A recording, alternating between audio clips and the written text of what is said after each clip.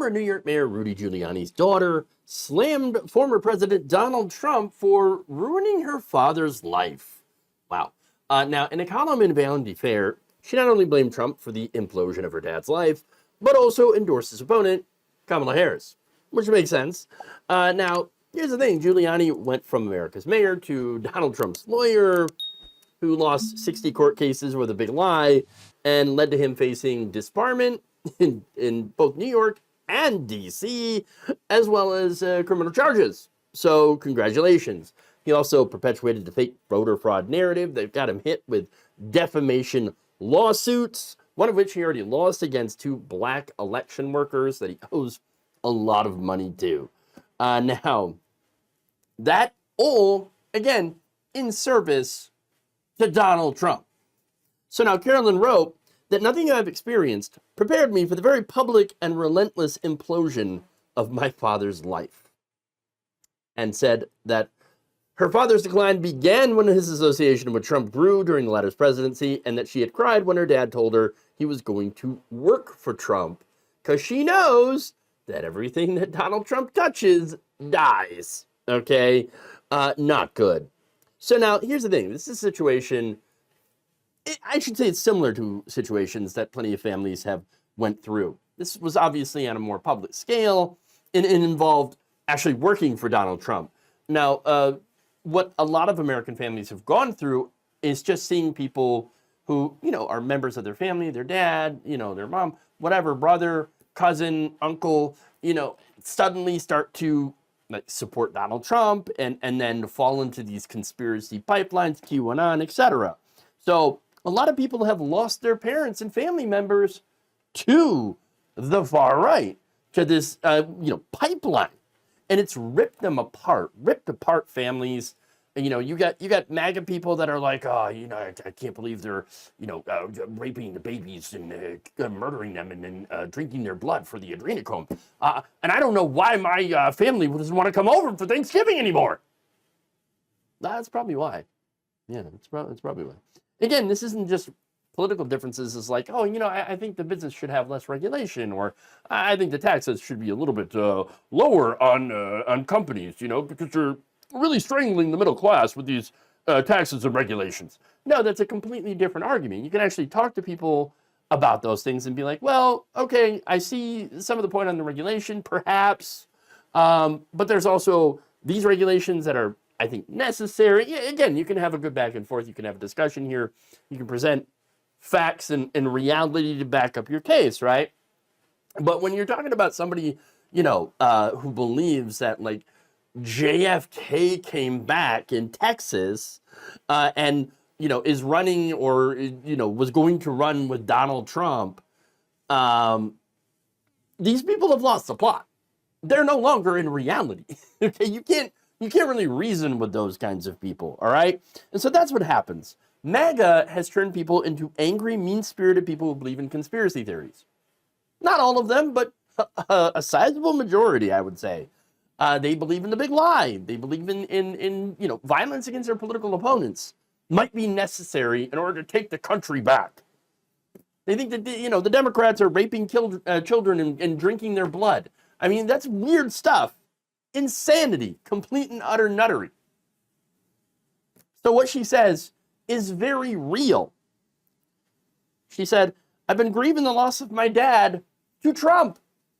I cannot bear to lose our country to him too. And I get it. Now, that said, while she did say that Trump is largely to blame for, her father going off the deep end, she also said, look, he did choose to jump on that ship, okay? Quote, not to disregard individual accountability in the slightest, but it would be naive for us to ignore the fact that many of those closest to Trump have descended into catastrophic downward spirals. If we let Trump back in the driver's seat this fall, our country will be no exception. And again, she's right about that. You have, people that are around Donald Trump, or that were around, meeting some pretty bad fates, okay? While Trump himself is unscathed. Mostly. Not so much anymore, but I guess we'll end up having to see just how scathed he is, okay? But again, it's not shocking here that you have this youngest Giuliani daughter that is not exactly in favor of her father's politics. I mean, a lot of kids differ from their, parents on politics. Carolyn's a liberal, but believe it or not, she still loves her dad.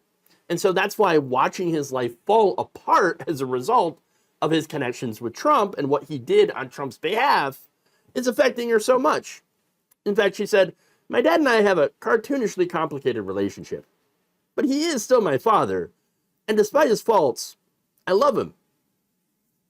Again, getting back to the families that have been torn apart by QAnon and right-wing conspiracy theories, that pain is there. That pain is real.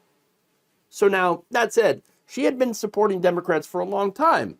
But, back then, I mean, since at least 2008, right, with Obama. But back then, you could at least, talk to people from the other side. Yeah, I know, crazy, right? In fact, she once told Politico in 2016, quote, "My dad knows I was for Barack in 2012. He knows and is fully comfortable with it and thinks I have a right to my opinion." Well, what happened to that guy? What happened? Well, it's the same thing that happened to a lot of people. They got sucked in, okay, to the hatred and the division pushed by Trump and the far right, who are no longer a conservative opposition party. They're not even a conservative party. They have transformed into a fascist party whose sole motivation is owning the libs. That's really it. That's the overall goal here. It's not to make America great again. It's to go after Donald Trump's political enemies, which just happens to be the Democrats, Republicans who are not loyal to him, and anyone else, basically, that isn't loyal to him. That's really it. And look, they've been building this for quite some time, right? And Trump took advantage of it. They have their own media ecosystem, all right? They've had Fox News for a long time, but Trump really kind of galvanized that. And then we've got Newsmax and One America News, all that stuff. So complete different media ecosystem, all right? And then so many right-wing channels on YouTube and Rumble and Kick live streams, all that stuff. They've got their own social media, with Frank Speech and True Social and Gab and Telegram and then of course you have X now thanks to Elon Musk. And so they've got all these, basically they're in a bubble. They've put themselves into, ironically, a safe space, which they used to decry all the time. And of course, the reason they did that is because, everything's liberal. The social media is liberal. The cable media is liberal. And Fox News is now liberal in some ways. Oh my God, everything's liberal. In the real world, of course, that's not true. Media has always had a bit of a, I wouldn't say conservative bias, but more of a corporate bias, which happens to like conservative policies more because it gives them tax cuts and deregulation. Facts, however, do tend to have a liberal bias, but a lot of those facts are inconvenient to that corporate narrative that often gets, left out from mainstream media.